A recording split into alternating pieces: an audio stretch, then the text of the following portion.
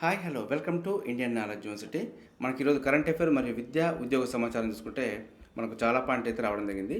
ఇందులో ప్రధానంగా మన వీడియో చూసిన వారు లైక్ చేయడం మాత్రం మర్చిపోద్దు.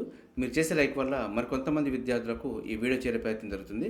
సో అదేవిధంగా మనకు వివరాల్లోకి వెళ్తే ఇది ఓటాన్ అకౌంట్ బడ్జెట్లో భాగంగా మనకైతే కేంద్ర ప్రభుత్వం ప్రవేశపెట్టడం జరిగింది.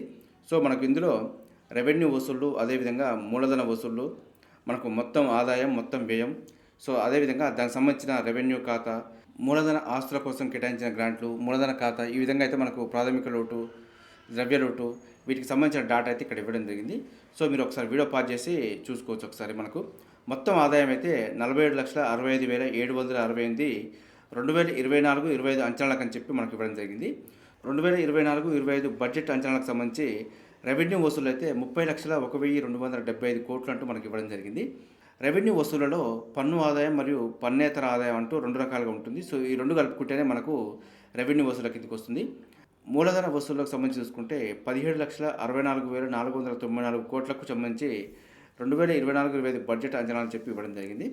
ఇందులో మనకి రుణాల రికవరీ మరియు ఇతర వసూళ్లకు సంబంధించి మొత్తం అయితే ఇవ్వడం జరిగింది. వీటితో పాటు అప్పులు మరియు ఇతర వసూళ్లు, ఈ మూడింటిని కలుపుకుంటేనే మనకు మూలధన వసూళ్లు అంటూ మనకి ఇవ్వడం జరిగింది. ఈ రెవెన్యూ వసూళ్లు మరియు మూలధన వసూళ్లు మొత్తం కలుపుకొని మనకు మొత్తం ఆదాయం అయితే 47,65,768 కోట్లు అంటూ మనకు చూపించడం జరిగింది. ఇదైతే 2024-25 బడ్జెట్ అంచనాకు సంబంధించి సమాచారం. మనకు ఎవరైతే కాంపిటేటివ్ ప్రిపేర్ అవుతున్నారో ఒకసారి ఈ డేటా అయితే మీరు క్లారిటీగా గుర్తుంచుకునే ప్రయత్నం చేయండి. సో మరో పాయింట్ చూసుకుంటే రేపటి నుంచి గేట్ ఎగ్జామ్ అంటూ కూడా మనకు రావడం జరిగింది. ఈ నెల 3, 4, 10, 11 తేదీల్లో పరీక్షలు జరుగుతాయంటూ కూడా రావడం జరిగింది. ఐఐటీలు మరియు ఎన్ఐటీలు, ఇతర ప్రతిష్టాత్మక విద్యాసంస్థలు ఎంటెక్ కోర్సులో ప్రవేశానికి మొత్తం 30 సబ్జెక్టులకు సంబంధించి పరీక్ష అయితే కండక్ట్ చేయడం జరుగుతుంది. ఈసారి అయితే మనకు బెంగళూరులోని Indian institute of science conduct చేయడం జరుగుతుంది. ఇది మనకు ఫిబ్రవరి 3, 4 మరియు 10, 11 తేదీలో ఎగ్జామ్ గురించి కొంత అప్డేట్ సమాచారం. సో అదేవిధంగా ముగిసిన ఆపరేషన్ స్మైల్ 10 అంటూ కూడా రావడం జరిగింది. ఇందులో 3,479 మంది చిన్నారులను గుర్తించారంటూ కూడా ఇవ్వడం జరిగింది. మనకు రాష్ట్ర వ్యాప్తంగా జనవరి 1 నుంచి జనవరి 31 వరకు చేపట్టిన ఆపరేషన్ స్మైల్ 10 గురించి కొంత డేటా అయితే ఇవ్వడం జరిగింది. ఇందులో భాగంగా మొత్తం 3,479 మంది చిన్నారులను ప్రత్యేక బృందాలు అయితే గుర్తించాయంటూ ఇవ్వడం జరిగింది. వీరిలో తప్పిపోయిన పిల్లలు, అదేవిధంగా అదృశ్యమైన వారు, బాల కార్మికులుగా భిక్షాటనలో చిక్కుపోయిన చిన్నారులను అయితే గుర్తించడం జరిగింది. ఇది మనకు ముగిసిన ఆపరేషన్ స్మైల్ 10 గురించి కొంత సమాచారం. అదేవిధంగా ఉపకార దరఖాస్తులకు మార్చి 31 వరకు అవకాశం అంటూ కూడా ఇవ్వడం జరిగింది. సో ఇంతవరకు అయితే అప్లై చేసుకునే విద్యార్థులు ఉంటే అప్లై చేసుకునే ప్రయత్నం చేయండి. ఇది గతంలో అయితే జనవరి 31 వరకు అవకాశం ఉండే, మళ్ళీ మార్చి 31 వరకు పొడిగించడం జరిగింది. అదేవిధంగా నర్సింగ్ ఆఫీసర్లకు పోస్టింగ్ ప్రాసెస్ అంటూ కూడా మనకు రావడం జరిగింది.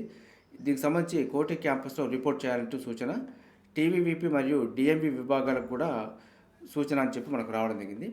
ఎల్బీ స్టేడియంలో నర్సింగ్ ఆఫీసర్లకు అపాయింట్మెంట్ ఆర్డర్లు ఇచ్చిన ప్రభుత్వం వీరికి పోస్టింగ్లు ఇచ్చేందుకు ప్రణాళిక తయారు చేస్తుందంటూ ఇవ్వడం జరిగింది.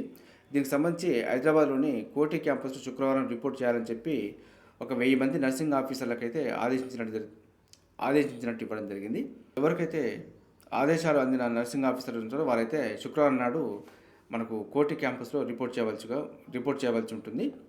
రిపోర్టింగ్ మాత్రమే నిర్వహిస్తారా లేదంటే పోస్టింగ్ కూడా ఇస్తారా అనేది వైద్య విధాన పరిషత్ క్లారిటీ అయితే ఇవ్వలేదు. సో దీనికి సంబంధించి శుక్రవారం మాత్రమే మనకు క్లారిటీ వచ్చే అవకాశం ఉందంటూ కూడా మనకి ఇవ్వడం జరిగింది. మనకు ప్రధానంగా అయితే తెలంగాణ వైద్య మరియు విధాన పరిషత్ విభాగాలకు వేరువేరుగా కోటి మెడికల్ క్యాంపస్లో కౌన్సిలింగ్ అయితే నిర్వహిస్తున్నారు.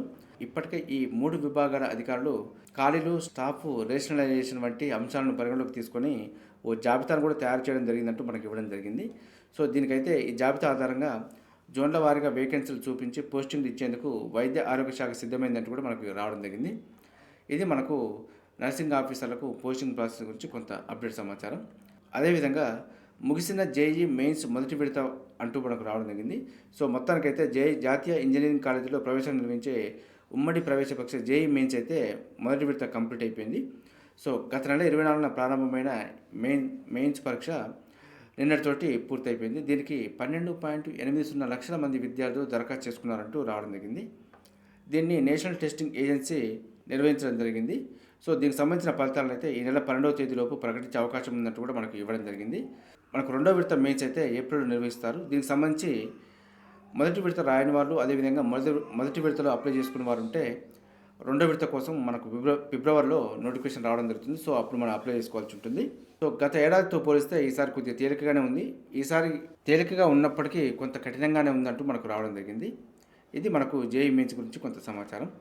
అదేవిధంగా భారత్కు MQ-9B డ్రోన్ల విక్రయానికి సై అంటూ మనకు రావడం జరిగింది. సో మొత్తానికైతే ఆమోదం తెలిపిన బైడెన్ సర్కార్ అంటూ రావడం జరిగింది. భారత్కు 31 MQ-9B సాయుధ డ్రోన్లను విక్రయించేందుకు బైడెన్ సర్కార్ గురువారం ఆమోదం తెలిపిందంటూ రావడం జరిగింది. వీటి కారణంగా మనకి సముద్ర మార్గాల్లో గస్తీ మరియు నిఘా మెరుగుపడుతుందంటూ రావడం జరిగింది. అదేవిధంగా PMC పాఠశాలకు నిధులు అంటూ కూడా రావడం జరిగింది. రాష్ట్రం నుంచి PMC పథకం కింద ఎంపికైన 543 ప్రభుత్వ పాఠశాలలకు 5.13 కోట్లు విడుదల చేశారంటూ మనకు రావడం జరిగింది. మరో పాయింట్ చూసుకుంటే హైకోర్టు పబ్లిక్ ప్రాసిక్యూటర్గా పి నాగేశ్వరరావు నియామకం అంటూ రావడం జరిగింది. సో హైకోర్టు పబ్లిక్ ప్రాసిక్యూటర్గా సీనియర్ న్యాయవాది హైకోర్టు బార్ అసోసియేషన్ అధ్యక్షుడైన పల్లె నాగేశ్వరరావును నియమిస్తూ రాష్ట్ర ప్రభుత్వం గురువారం ఉత్తర్వులు జారీ చేసిందంటూ రావడం జరిగింది. కరెంట్ అఫైర్ భాగంగా మరికొన్ని పాయింట్లు చూసుకుంటే 2023కి standard and Poor's Dow Jones sustainability world index చోటు పొందిన భారతీయ ఫార్మా కంపెనీ ఏది అంటూ ఇవ్వడం జరిగింది. ఇదైతే మనకు డాక్టర్ రెడ్డిస్ ల్యాబొరేటరీస్. అదేవిధంగా ఆవిష్కరణలకు అనువైన వాతావరణం కల్పించేందుకు ఏ దేశంతో కుదిరిన అవగాహన ఒప్పందం కేంద్ర మంత్రివర్గం ఇటీవల ఆమోదించింది అంటూ ఇవ్వడం జరిగింది. ఇదైతే మనకు అమెరికా. మహిళల టెస్ట్ క్రికెట్ చరిత్రలో తొలిసారిగా పరుగుల పరంగా అతిపెద్ద విజయాన్ని ఇటీవల భారత మహిళల క్రికెట్ జట్టు ఏ దేశంపై నమోదు చేసిందంటూ ఇవ్వడం జరిగింది. ఇదైతే ఇంగ్లాండు. మరో పాయింట్ చూసుకుంటే 2023 డిసెంబర్ 15న వారణాసిలోని నమోఘట్లో కాశీ తమిళ సంగమం ఎన్నో ఎడిషన్ కార్యక్రమాన్ని ప్రధాని మోదీ ప్రారంభించారు. ఇదైతే రెండో ఎడిషను. అదేవిధంగా మరో పాయింట్ తీసుకుంటే డిఎస్సికి అనుబంధ నోటిఫికేషన్ ఇవ్వండి అంటూ మనకు ప్రధానంగా అయితే రావడం జరిగింది. సో గతంలో అయితే మనకు 5,089 టీచర్ పోస్టులకు నోటిఫికేషన్ జారీ చేయడం జరిగింది. దీనికి ఖాళీగా ఉన్న 15,000 పోస్టులను అనుబంధ నోటిఫికేషన్ జారీ చేసి మొత్తం 20,000 టీచర్ పోస్టులతో అయితే మెగా డిఎస్సి నిర్వహించాలంటూ మనకు కోరడం జరుగుతుంది. సో దీనికైతే టెట్ అంటూ ఎగ్జామ్ మళ్ళీ కండక్ట్ చేస్తామని చెప్పి దీనికి లింక్ పెట్టకుండా యుద్ధ ప్రాతిపాదికన సపరేట్గా దీనికి నోటిఫికేషన్ ఇచ్చి ఎగ్జామ్స్ కండక్ట్ చేయాలంటూ మనకు కోరడం జరుగుతుంది. ఇదైతే మనకు ప్రధానంగా అయితే డిఎస్సికి అనుబంధ నోటిఫికేషన్ ఇవ్వండి అంటూ కోరడం జరుగుతుందంటూ కొంత సమాచారం అయితే రావడం జరిగింది. చూస్తారుగా ఇది ఈరోజు సంబంధించి కరెంట్ అఫైర్ మరియు విద్యా ఉద్యోగ సమాచారం. ఇదే విధంగా మన ఛానల్లో ప్రతిరోజు మార్నింగ్ అయితే రావడం జరుగుతుంది. వీటితో పాటు అడ్మిషన్ నోటిఫికేషన్స్ మరియు రిక్రూట్మెంట్ నోటిఫికేషన్ సంబంధించి కూడా ఎప్పటికప్పుడు అప్డేట్ సమాచారం అయితే మన ఛానల్లో అందుబాటులో ఉంటుంది. సో మన ఛానల్ చూసిన వారైతే సబ్స్క్రైబ్ చేసుకొని ఫాలో అవుతూ ఉండండి. ఈ వీడియో వస్తే లైక్ చేయండి, షేర్ చేయండి, సబ్స్క్రైబ్ చేసుకోవడం మాత్రం మర్చిపోద్దు. Have a nice day.